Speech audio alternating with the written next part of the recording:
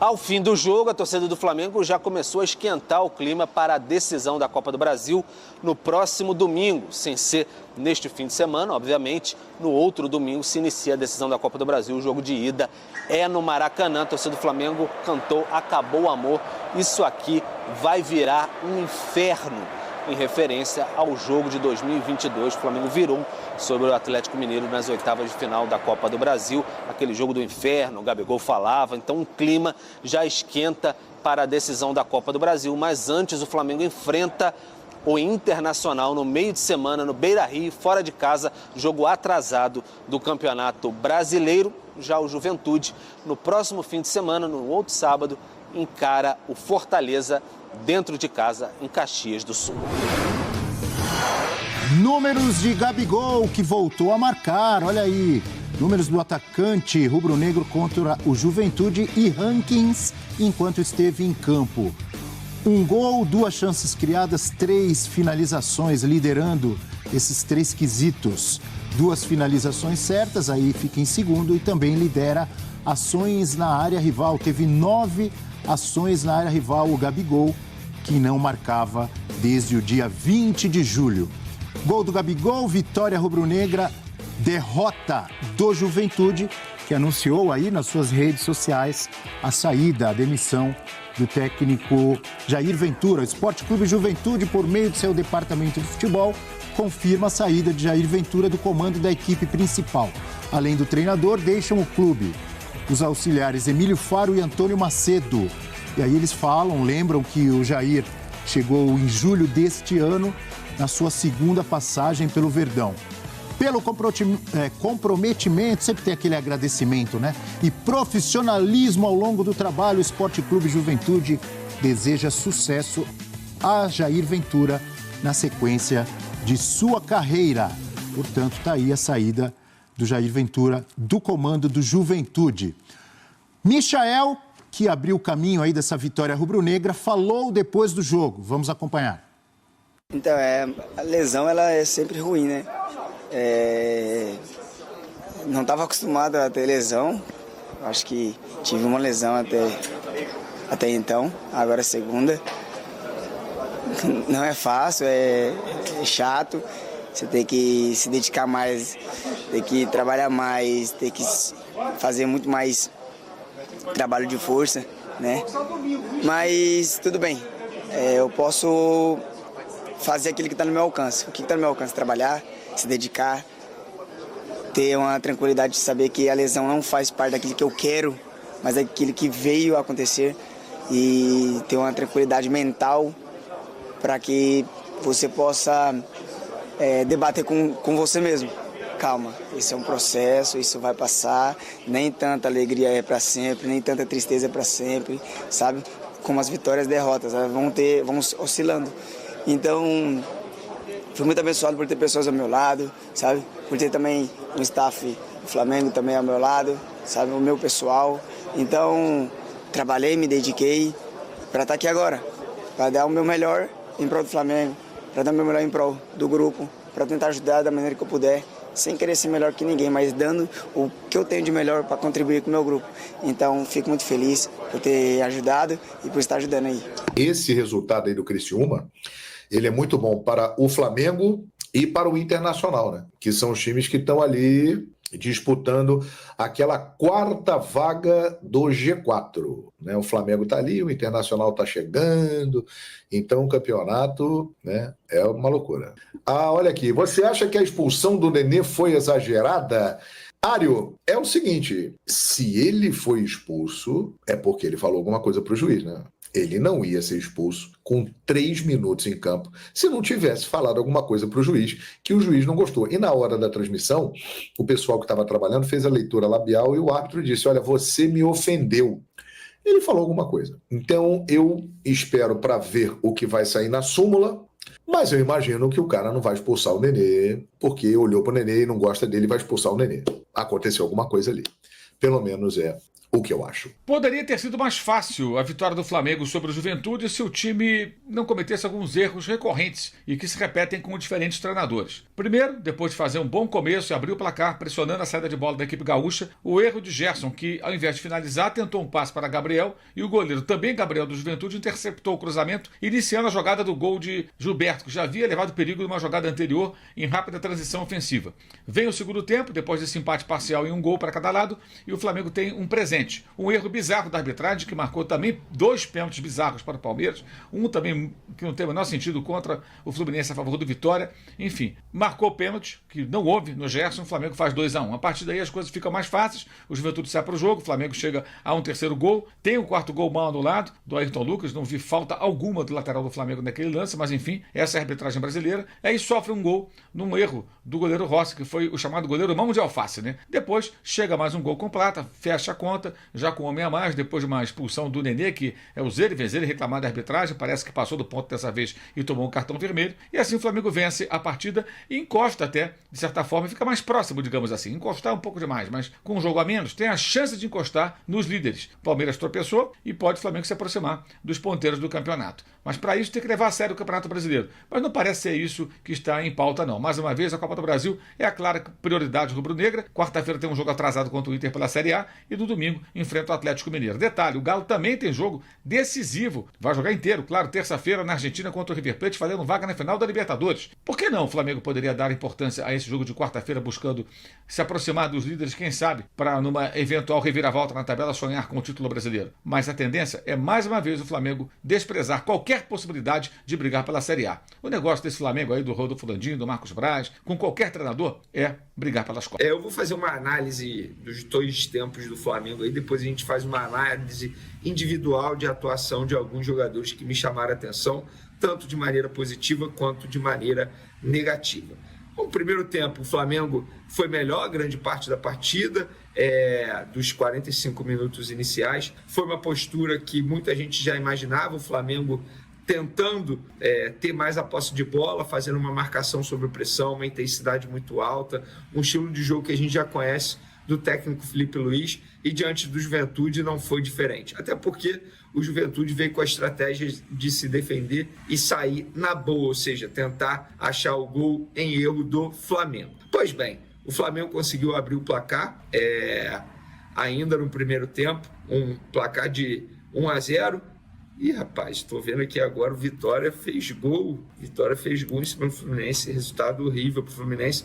Pois bem, aí o Flamengo conseguiu abrir o placar, uma boa jogada, o Gerson jogando muita bola, eu já vou entrar nas atuações individuais. Depois o Juventude conseguiu empate e assim as equipes foram para o intervalo empatando em 1-1. O Flamengo teve mais posse de bola, 59% da posse de bola no primeiro tempo, finalizou mais, o Flamengo chegou a finalizar 8 vezes, mas é um problema que o Flamengo está tendo, não só com o Felipe Luiz, desde a época do Tite já era assim, cria muitas oportunidades, mas aproveita poucas chances, essa é a verdade.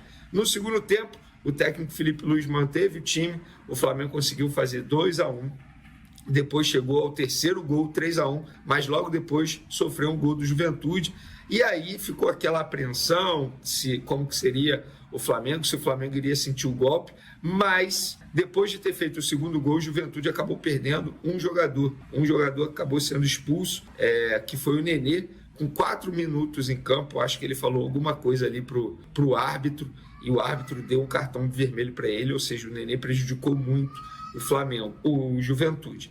E aí ficou 3-2, Flamengo com 1 a mais, jogando melhor, o Juventude, que já não estava muito bem, acabou ficando ainda pior em campo, e aí o Flamengo conseguiu fazer o 4º gol já no finalzinho, mais uma vez o Gerson participando. O Gerson participou dos 4 gols, tá? O Gerson participou dos 4 gols, um deles foi do Gabigol, já vou falar sobre isso, e o Gerson jogando muita bola novamente. Já vou entrar aqui nas atuações individuais de cada jogador. Eu quero mencionar o Gerson, eu não posso deixar de falar do Gerson. Repito, ele participou dos 4 gols, jogou muita bola, tomando conta do meio de campo, muita bola mesmo.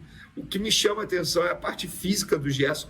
Teve um pique que ele deu, uma corrida que ele deu aos 41 minutos do segundo tempo, antes mesmo do quarto gol, que foi espantosa a corrida que ele deu. Tanto é que na transmissão falaram sobre isso. Gente, olha o pique do Gerson. Ele jogou muita bola nesse sábado diante do Juventude e, repito, participando dos 4 gols. Outro que me chamou a atenção de maneira positiva, o Arrascaeta.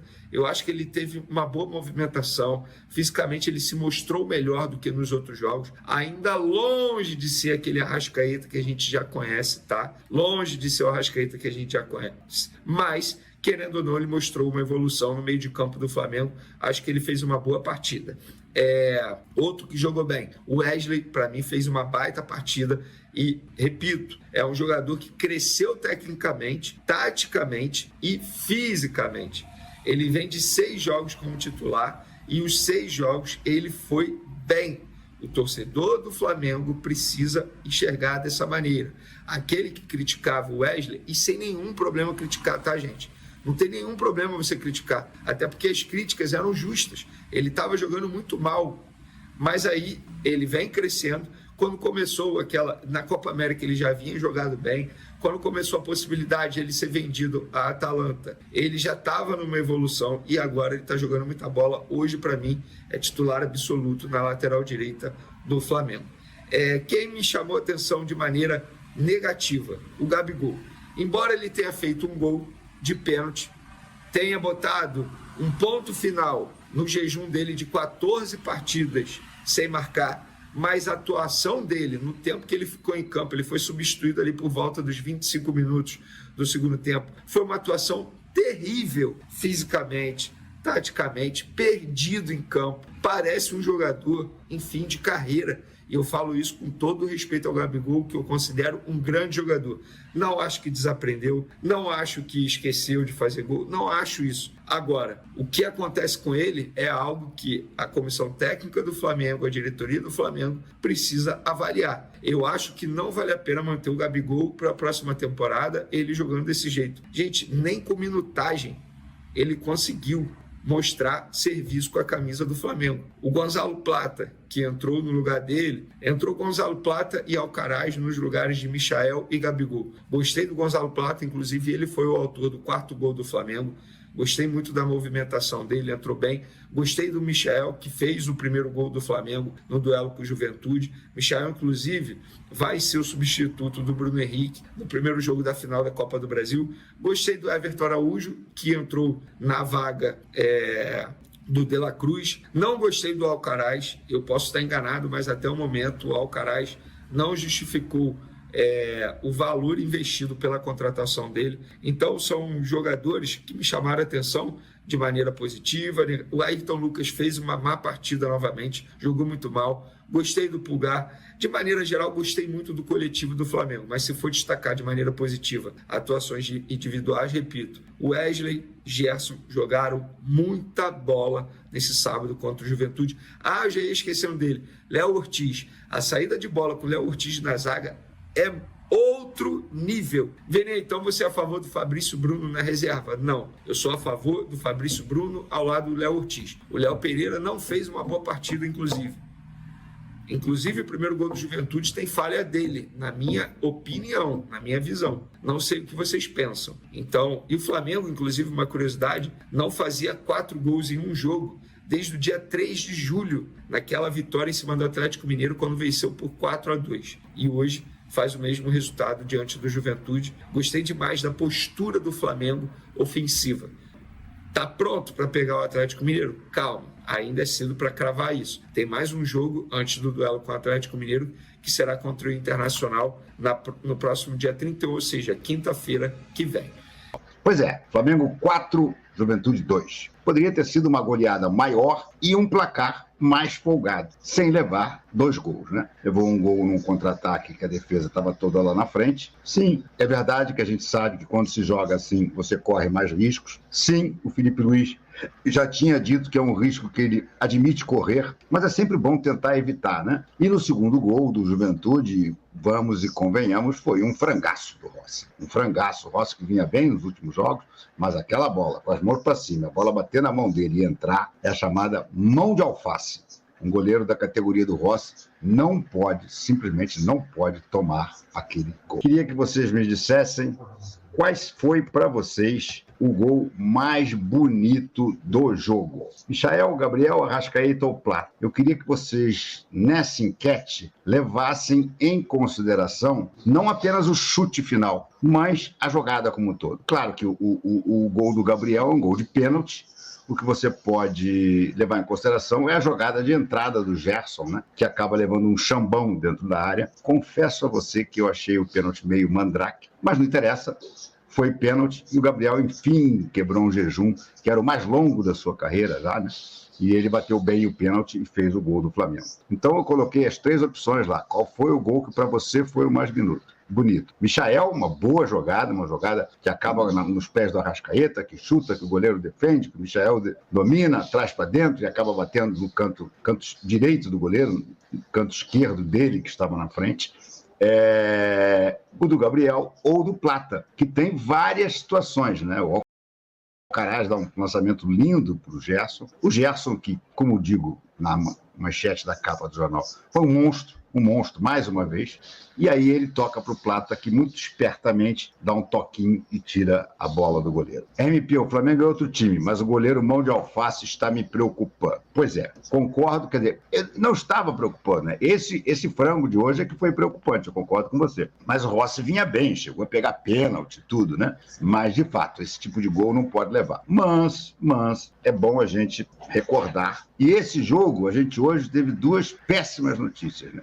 Uma notícia péssima e a outra ruinzinha, que foram exatamente os terceiros cartões amarelos do Arrascaeta, essa é a péssima, e a do Léo Pereira, que também não vai jogar. Do Léo Pereira nem acho tão grave. Entra o Fabrício Bruno, você vai fazer uma zaga com o Léo Ortiz e o Fabrício Bruno, uma zaga extremamente eficiente. O Flamengo joga no dia 30 contra o Internacional, mas no dia 3 contra o Atlético Mineiro, no primeiro jogo da final da Copa do Brasil. Será que o Felipe Luiz não vai poupar? O Felipe Luiz poupou contra o Fluminense. Embora ele tenha assumido dizendo que não gosta da ideia de poupar, ele poupou contra o Fluminense. E nós perdemos feio para o Fluminense, né? Se tivéssemos ganhado aquele jogo, por exemplo, estaríamos com 57 pontos, com um jogo a menos. Poderíamos ir a 60, mas a sensação que eu tenho, e até por uma decisão da diretoria, eu acho que o Flamengo vai poupar de novo. Acho que o Flamengo vai poupar. Bom, o Arrascaeta já está poupado pelo cartão amarelo, que é um problemaço. Como é que vai montar esse meio-campo? Eu não entendi ele hoje muito não começar com o Alcaraz. Sinceramente, não entendi. Mas possivelmente vai ser... Pulgar não joga. Everton Araújo, Gerson e Arrascaeta e Alcaraz. E aí bota alguém na ponta direita, como o Gonzalo Plata. É um quebra-cabeça esse jogo. É um quebra-cabeça. E é um quebra-cabeça nas vésperas do primeiro jogo da Copa do Brasil, da final da Copa do Brasil, que o Flamengo precisa ganhar e ganhar bem. Então eu tenho quase certeza que ele vai poupar. Ele vai poupar bastante gente nesse jogo. Mas enfim, então o Flamengo, ele viu o Botafogo mantendo a distância, né, que tem sobre ele, mas... Por outro lado, ele diminuiu a sua diferença para o Palmeiras e também para o Fortaleza. Nesse momento, o Flamengo tem um jogo a menos. Esse jogo é quarta-feira em Porto Alegre contra o Internacional. Chegaremos lá. Se o Flamengo vencer esse jogo, ele fica a 4 pontos do Palmeiras e vice-líder e já supera o Fortaleza, porque terá a mesma pontuação da equipe cearense, mas em critérios de desempate estará à frente, com mais vitórias. No entanto, esse confronto é direto com a equipe que vem em seguida, que é o Internacional, que se vencer o Flamengo, passa o Flamengo e tira o Flamengo do chamado G4. Então esse jogo tem importância fundamental. O Flamengo não pode correr o risco de uma derrota e ficar fora dos 4 mais bem colocados. Isso vai pesar, inclusive, ainda mais na, entre aspas, obrigação de ganhar a Copa do Brasil. Então é muito relevante que o Flamengo tenha cuidados específicos e extremos com relação ao que vai acontecer na quarta-feira. 2 jogadores aparentemente forçaram o terceiro cartão amarelo, Léo Pereira e Arrascaeta, o que considero uma loucura. Pensando, claro, no jogo contra o Atlético, domingo do Maracanã, domingo dia 13, né, pela final da Copa do Brasil. Mas convenhamos, o jogo contra o Inter tem suma importância, porque como no ano passado, quando o Flamengo perdeu a final para o São Paulo e precisou remar do Brasileiro para garantir a 4ª colocação e pelo menos chegar à Libertadores, isso pode se repetir esse ano. Não é possível no ambiente profissional que você descarte a possibilidade de perder uma final. Pode acontecer, é óbvio. O Atlético é um time que tem a classificação para a final da Libertadores, que é mais importante que a Copa do Brasil, obviamente, e muito bem encaminhada depois de fazer 3-0 no River Plate jogando em casa. Diante disso, o Flamengo tem que levar uma equipe forte na quarta-feira, independentemente do jogo com o Atlético. E, aliás, o Atlético joga na terça-feira. Então o Atlético também tem um jogo importante no meio da semana. Os dois times terão um desgaste. Claro, o Atlético terá um dia a mais entre a partida contra o River e o jogo com o Flamengo em relação ao Flamengo contra o Inter e o jogo com o Atlético. Só que o Atlético vai viajar até a Argentina, volta a Belo Horizonte e viaja para o Rio. O Flamengo vai até Porto Alegre, joga contra o Inter, volta para o Rio e espera o Atlético. Então, no final aí fica muito parecida a situação, em termos de desgaste, de período de recuperação e preparação para o próximo jogo, no caso a final da Copa do Brasil. Diante disso, me parece evidente que o Flamengo deva tomar cuidados e levar a equipe mais forte possível, já com desfalques importantes desses jogadores que forçaram o cartão aparentemente. O fato é, o Flamengo não pode desprezar mais o brasileiro, como já fez várias vezes, o que eu considero um enorme absurdo, não só eu, muita gente na própria torcida considera um absurdo, porque agora vai chegando a parte final e é necessário brigar por uma das 4 melhores colocações. O título é muito difícil. Se o Botafogo tivesse perdido, por exemplo, para o Bragantino, mas venceu por 1-0, aí até poderiam fazer algumas contas. Mas o fato é que se o Flamengo vencesse o jogo atrasado, ele fica a uma diferença de 4 pontos do Palmeiras e a 7 do Botafogo. Difícil, mas não é impossível. Você acredita, Mauro?